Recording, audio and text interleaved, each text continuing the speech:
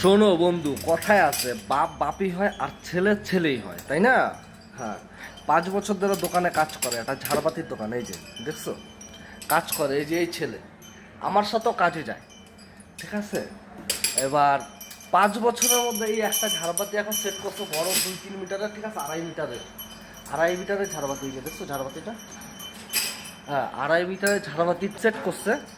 সেও আবার করছে ভুল, বুঝছো? এই যে লাইট জ্বলে না।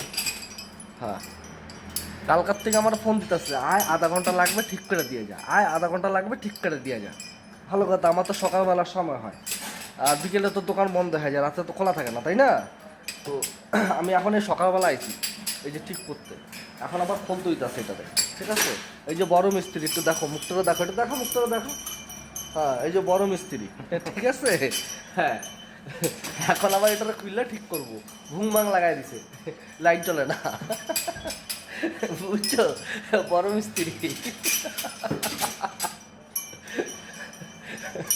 আমার হাসি পাইতেছে কাজ দেখে, বুঝছো? 5 বছরে কি শিখলো তাহলে, তাই না?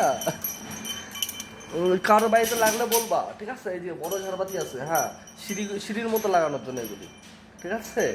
সিঁড়ি আছে না, দোতলা বাড়ি 3তলা বাড়ির সিঁড়িতে, সিঁড়িতে লাগানোর জন্য খুব সুন্দর, হেভি লাগে। হুম, হ্যাঁ বলবা, ঠিক আছে?